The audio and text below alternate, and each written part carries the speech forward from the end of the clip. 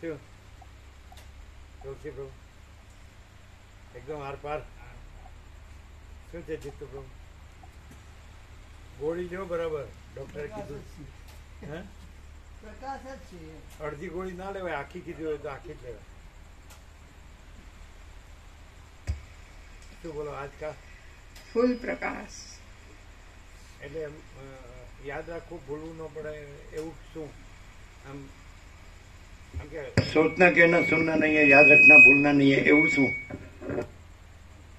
આખો પ્રકાશ ન ભૂતો ન ભવિષ્યથી, એવું શું? આખો પ્રકાશ પણ વિવર્તને તો અનુભવે નહીં, અને એમાં તો અનુભવ પણ નથી. એમાં વિવર્તને જણાય નહીં, એમાં જ્ઞાન નથી. તો પછી આખો પ્રકાશ એટલો બધો પૂર્ણ છે કે એમાં વિવર્તને નથી જણાતું અને પ્રકાશને જણાય છે ને એવું નથી. જો ભાઈ સોરે પ્રકાશ વિવર્તને વિવર્તને નથી જણાતું અને પ્રકાશને જણાય છે એવું નથી.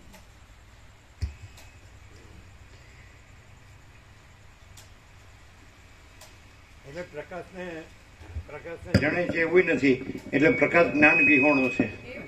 પ્રકાશને જાણવા પણ સ્વયં પ્રકાશ છે. વશિષ્ઠ બોલ્યા, જગતને અવયવોની પેઠે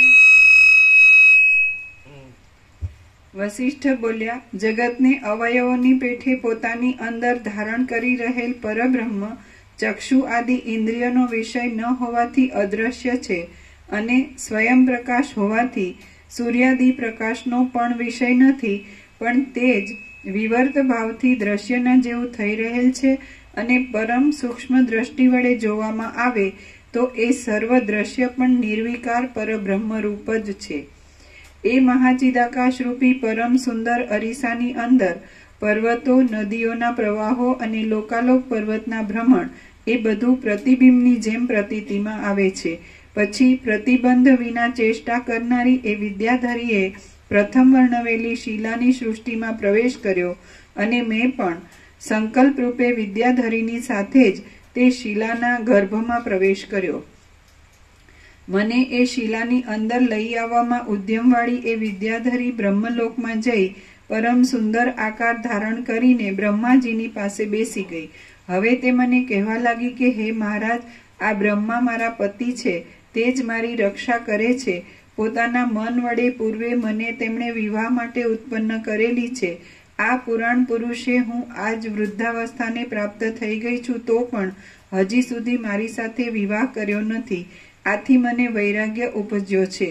આ મારા પતિ પણ વૈરાગ્યને જ પામ્યા છે. તે એવા પરમ પદને પામવાને ઈચ્છે છે કે જ્યાં દ્રષ્ટાપણું પણ નથી, દ્રશ્યપણું પણ નથી અને શૂન્યતા પણ નથી. આ જગતની અંદર હમણાં મહાપ્રલયનો સમય નજીક આવી ચૂક્યો છે, છતાં આ મારા પતિ પર્વતના જેવા સ્થિર મૌનને ધારણ કરી રહ્યા છે અને પર્વતની પેઠે જ અચળ થઈ રહીને ધ્યાનમાંથી જાગ્રત થતા નથી. માટે હે મહારાજ, મને અને આ મારા પતિને આપ બોધ આપો અને આપ અમને મહાપ્રલય સુધી પ્રસિદ્ધ રીતે થનારા સર્વ સૃષ્ટિઓના મૂળ રૂપ એવા પરમ પદરૂપી ઉત્તમ માર્ગમાં જોડી દો. ઉપર પ્રમાણે મને કહીને તેણે બ્રહ્માને જાગ્રત કરવા માટે કહ્યું કે હે નાથ, આજ આ મુનિનાથ વશિષ્ઠજી આપણે ઘેર પધાર્યા છે. આ વશિષ્ઠજી બીજા જગત હે મહારાજ, માટે હે મહારાજ, મને અને આ મારા પતિને આપ બોધ આપો અને આપ અમને મહાપ્રલય સુધી પ્રસિદ્ધ રીતે થનારા સર્વ સૃષ્ટિઓના મૂળ રૂપ એવા પરમ પદ રૂપી ઉત્તમ માર્ગમાં જોડી દો.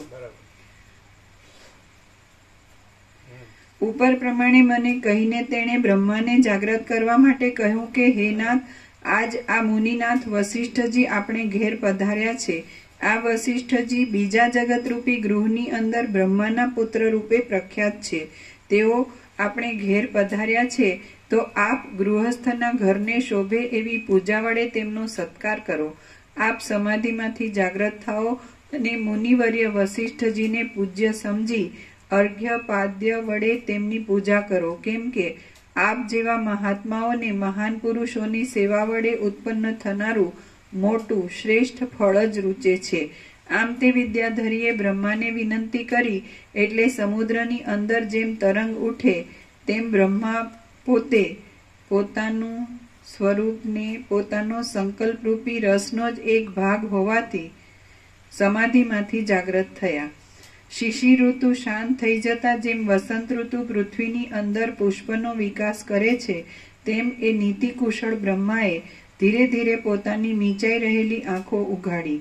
જેમ વસંત ઋતુના 9 પલ્લવોનો સમૂહ પોતામાં રહેલા નવા રસને પ્રકટ કરે છે તેમ બ્રહ્માના અવયવોએ પણ ધીરે ધીરે પોતાની અંદર રહેલી ચૈતન્ય સત્તાને બહાર પ્રકટ કરવા માંડી. જેમ પ્રાતઃકાળમાં વિકસિત થઈ રહેલા તળાવને કાંઠે ચપળ હંસોના સમૂહો આવી બેસે છે તેમ એ બ્રહ્માજીની પાસે દેવતાઓ, સિદ્ધોના અને અપ્સરાઓના સમૂહો ચોતરફ આવી બેઠા.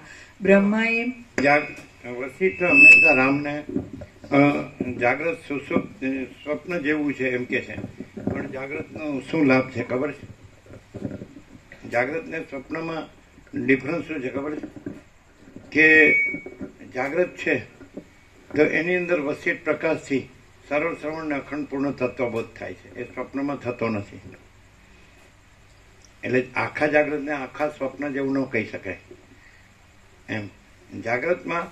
જાગ્રતમાં માણસ છે એ ભલે એ સ્વપ્નવત કેટલો ભાગ કીધો, એનો કેટલો ભાગ લેવાનો સ્વપ્નવત, કે એ જાગ્રત આભાસ રૂપે કાંઈ નથી, પણ એ જાગ્રતમાં માણસ માચિદાકાશ જાગ્રત થાય તો માચિદાકાશ છે અને જાગ્રત નથી, એ જાગ્રતમાં થઈ શકે, એ સ્વપ્નમાં ન થઈ શકે. સમજાય છે? એટલે પછી બધું વાસીદામાં સાંભળેલું વાળ્યું એવી રીતે ન કરાય. જે ભાગ જાગ્રતનો જે ભાગ છે એમાં માચિદાકાશ જાગૃતિ છે, પછી માચિદાકાશ છે. જેમ સ્વપ્નમાંથી જાગૃત થાવ તો જાગૃત તો પેલા હતું જ, કાંઈ નવું જાગૃત આવતું નથી, પણ સ્વપ્નમાં એવું ન થાય કે સ્વપ્નની અંદર એવું નથી કે સ્વપ્નમાં સ્વપ્ન જાગૃત થયું અને જાગૃત કાંઈ જાગૃત થતું નથી, એને માચિદાકાશ કાંઈ માચિદાકાશ થતું નથી. પણ જાગૃત અને સ્વપ્ન બે અવસ્થા છે. એમાં સ્વપ્નમાંથી આ જાગ્રતમાં જાગૃત થવાય, પણ આ જાગ્રતમાંથી માચિદાકાશમાં જાગૃત થવાય. બોલો, આવે જ ક્યાંય શાસ્ત્રમાં, ગુરુમાં ક્યાંય આવે કેવું છે? પછી બધું હળંગ કરી દઈએ કે ભાઈ આ જાગ્રત સ્વપ્ન છે, પણ ખાલી સમજાય છે, બોલે ખાલી બોલવામાં જ, એ કઈ સ્વપ્ન જેવું માનતો ન હોય, સમજાય?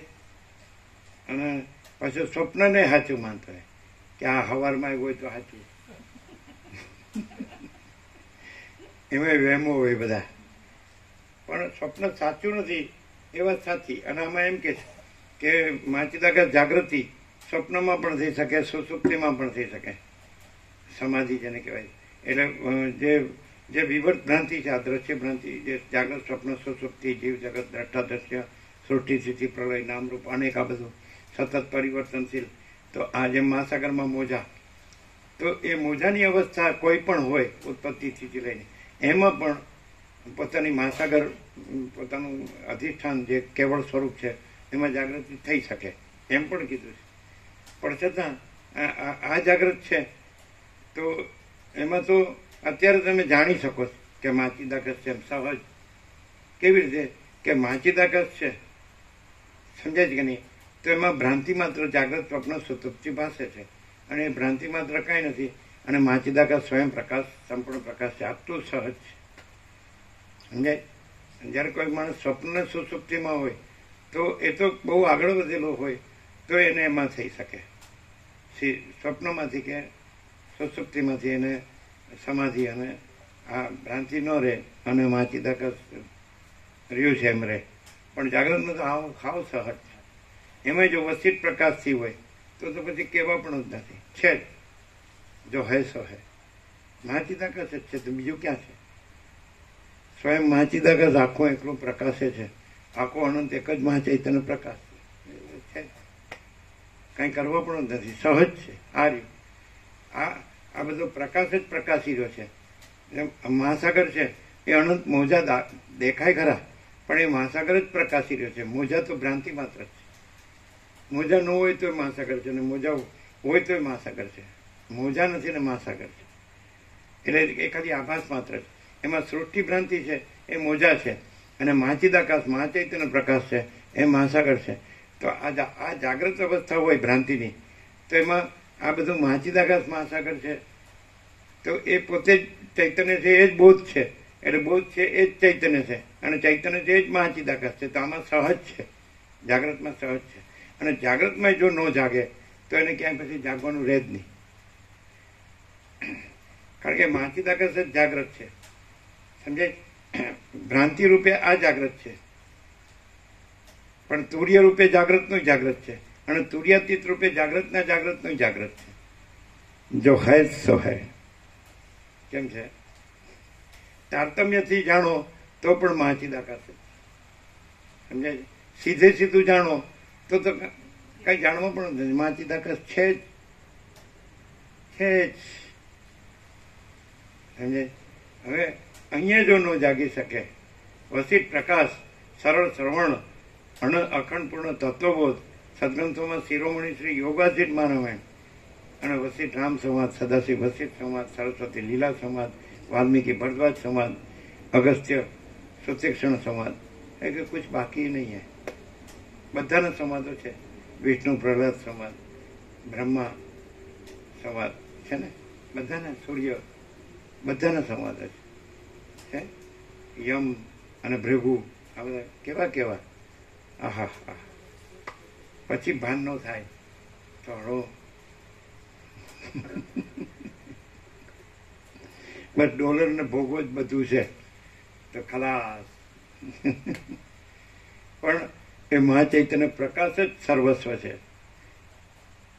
પછી એને પુનર્જન્મ નથી. આ જન્મ મરણના ફેરમાં આવવું ન પડે, આ સુખી દુઃખી થવું ન પડે.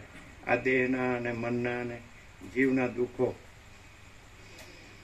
જન્મે મરે ને સુધી જન્મ મૃત્યુ જરા વ્યાધિ દુઃખ દોષાનું દર્શનમ, ગીતામાં કૃષ્ણ કહે છે કે દેહમાં શું છે, જીવનમાં શું છે? જન્મ છે, મૃત્યુ છે, જરા એટલે વૃદ્ધાવસ્થા છે, વ્યાધિ એટલે રોગ છે, દુઃખ અને દોષ છે, બીજું શું છે? આ કઈ જ્ઞાન છે, આ કઈ ચૈતન્ય છે, આ કઈ તેજ છે, જ્યોતિ છે, પ્રકાશ છે? એ તો તેજ છે, જ્યોતિ છે, પ્રકાશ છે. અનંત સર્વત્ર નિત્યપૂર્ણ પરમ દિવ્ય જ્યોતિ, અનંત સર્વત્ર નિત્યપૂર્ણ પરમ બ્રહ્મ જ્યોતિ, અનંત સર્વત્ર નિત્યપૂર્ણ પરમ ચિદાકાશ, અપરિચ્છિન્ન પરમાકાશ, પરમ ચિદાકાશ. કૈવલ્ય સદા એકરૂપ, ઓલ ઇઝ વન. આ બધું આખો અખંડ પ્રકાશ પરમાત્મા જ છે. આ બધું આ ભ્રાંતિ જ છે, આવું જૂના જગત છે.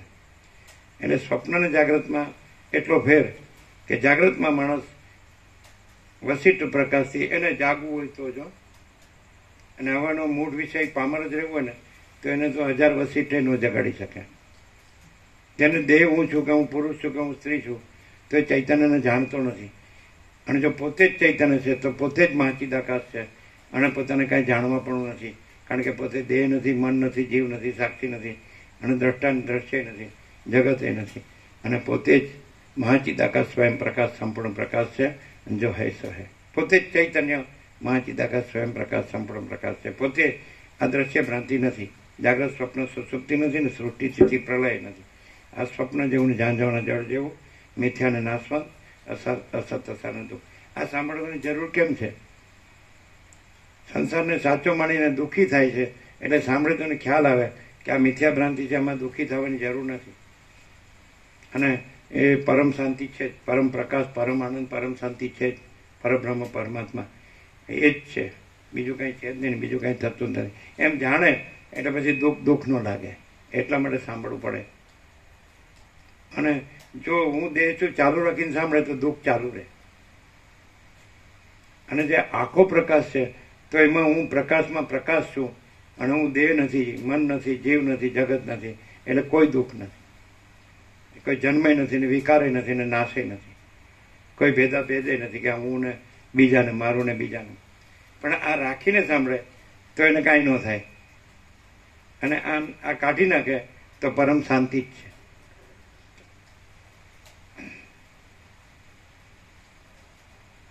સૌ પ્રત્યક્ષ સાક્ષાત દ્રષ્ટાંત જવું હોય તો ક્યાં જવું પડે? હિમાલયમાં.